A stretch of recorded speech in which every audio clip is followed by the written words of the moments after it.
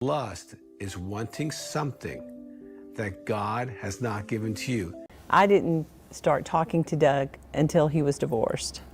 Should a married woman be talking to a married man for an hour or two or an hour a day or 3 or 4 times a week in the premise of, oh, they're helping me or counseling me? They're my mentor. Is that ever appropriate? I think it's very dangerous. Joni Lamb asked this question in one of her interviews, and it raised a lot of speculation. It has left many people wondering, was she already involved in this? And where did it all begin? Absolutely. The emotional connection, unless this is a professional therapist and they are paid to give you this kind of support, Right. You're kidding yourself. You're kidding yourself. Dangerous. That is very dangerous. And those are the kinds of conversations. Workplace spouse is a big issue now. It is, because that's a safe relationship, because you know the person, you know that they're stable, they got a job. But once you stop talking about work, you start saying, so how are things going? Oh, that's nice shoes you have on there. Just compliments. That's a nice dress. If you haven't gotten complimented at home, and you have a colleague that always compliments you. Yeah, and your words of affirmation. Yeah. So it plays right into your love tank, like the 5. Would you say that grounds for divorce was present in this situation for Doug to leave and marry Joni? My goodness. Well, that's a direct question, isn't it? And we were just friends for a while, and then it turned into more. I went to people that I trusted and said, hey, I know I'm in a position where people are watching. I want to use wisdom, and I'd like for you to come and help, us walk through this relationship. And so they all said, well, we need to meet him and talk to him and find out what his story. And so they did. And they all came back and said, we understand his situation, and we believe there is a biblical reason, and we're good with you starting the dating process, but just kind of slow it down. We're diving into a story that has been making waves in Christian media for almost 2 years now. It's about Joni Lamb, the co-founder of Daystar Television Network, and Doug Weiss, a well-known marriage therapist. Their fast-moving relationship has raised a lot of questions, sparked controversy, and even led to serious accusations. So let's break it all down together. Doug Weiss claimed that his wife, Lisa, was the one who abandoned him. But evidence suggests otherwise. It appears that he was actually the one who left her, and Joni Lamb may have played a role in encouraging him. Why would she do that? Buckle up, because this story is full of twists and turns. Let's start from the beginning. In November 2021, Joni's husband, Marcus Lamb, tragically passed away. Marcus wasn't just her husband, he was also her co-host on the show Ministry Now and a major part of Daystar. His death left a huge gap in her life, both personally and professionally. But here's where things get interesting. Just months after Marcus's passing, Joni started a relationship with Doug Weiss, who at that time was still married to his wife of over 30 years, Lisa Weiss. And here's a detail that shocked many people.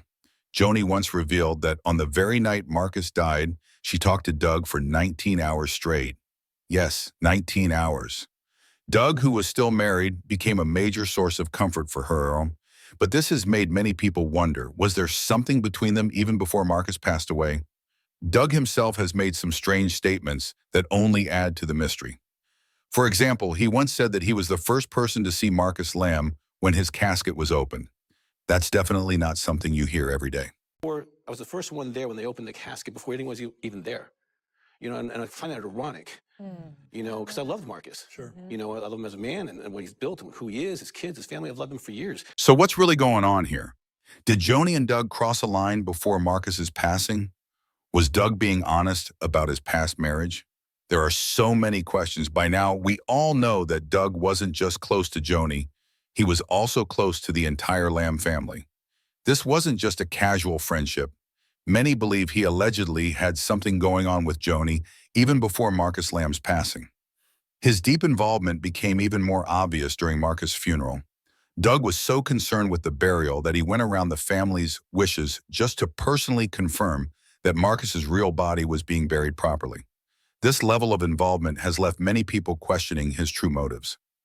Now, while this could have simply been a show of support, it has left many people asking, was Doug's involvement in Marcus' passing more than just emotional support? Some have even suggested that Marcus' death should be re-examined, possibly as a case for forensic investigation. Whether these claims hold any truth or not, they have certainly added more mystery to the story. Now let's talk about Doug's appearance on Daystar's Ministry Now in April 2022, a moment that raised serious questions, especially when compared to the timeline of events. Doug filed for divorce from his wife, Lisa, in January 2022. Yet, just 3 months later, he was on national television wearing his wedding ring and talking about his wife and kids as if nothing had changed. But here's where things get even more complicated.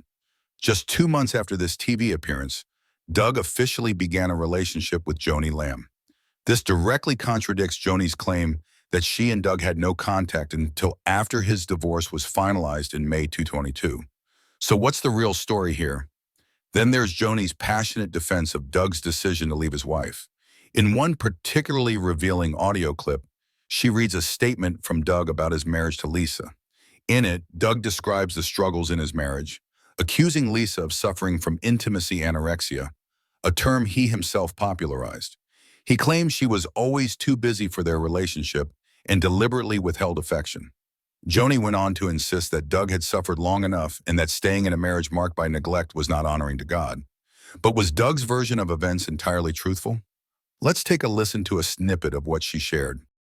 What? Affection? Spiritual, emotional, praise, nurturing, all of that stuff. So can you break it down for us? Like, did she just ignore you, not talk to you? Yeah. It doesn't matter. I was just trying to Coming understand. home and being ignored for 3-4 hours a night.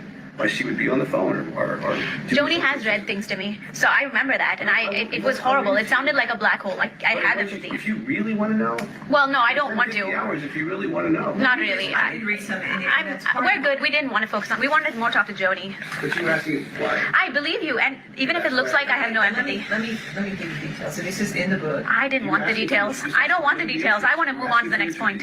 This was intricacies.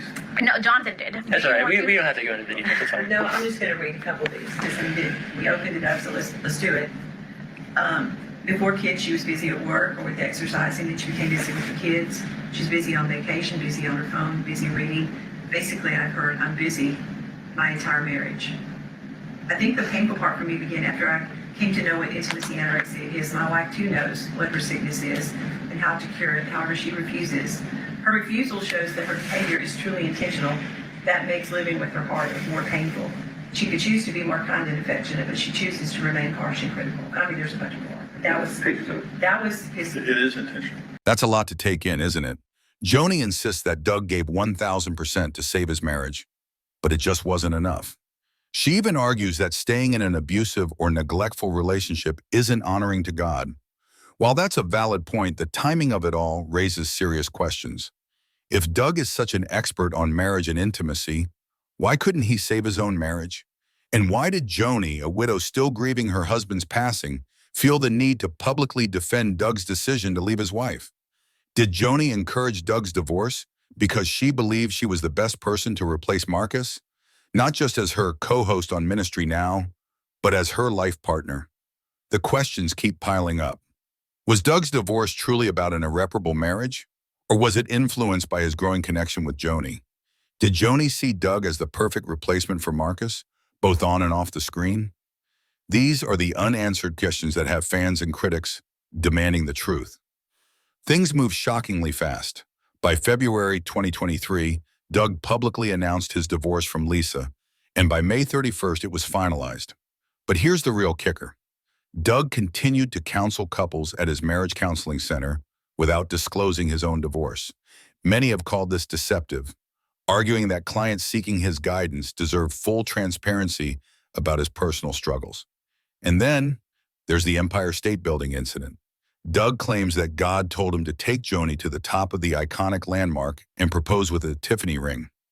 While some see this as romantic, others view it as manipulative, especially given how fast their relationship progressed. Reports even suggest that they were overly affectionate on their early dates, raising questions about their self-control and the spiritual foundation of their relationship. Doug and Joni insist that their relationship is divinely ordained, but many are left wondering, was this truly God's plan? Or were human emotions and desires the driving force? And what about Lisa Weiss? Shouldn't her side of the story be heard before Doug is seen as a victim? Despite all the controversy, Doug and Joni have moved forward confidently, publicly affirming that their love story is from the Lord. But for many, the questions still remain. Was this truly divine intervention, or a carefully planned effort to replace Marcus Lamb in both Joni's personal life and Daystar's ministry? What do you think? Do you believe Doug and Joni's relationship started innocently, or do you think there's more to the story? Let's talk in the comments below. And don't forget to like, share, and subscribe for more deep dives into the stories that matter most to you. How to end an affair. And here's the dilemma that you're going to face. You want to be a good person to everybody. Everybody wants to be liked. And you've told both people that you want them, your spouse and this person. And this person's different than your spouse, because all two people would be. You need to identify what you're getting out of it. You also have been building dreams with both people. You have the dreams of your spouse and how you're going to retire, kids going to college, what life's going to look like. And then you have the dreams of vacations and fun things and all kinds of creative sexual encounters. You have to understand why this affair is so important to you, or why you're even having an affair. Ending it's very hard. It is way better to end it with your spouse present.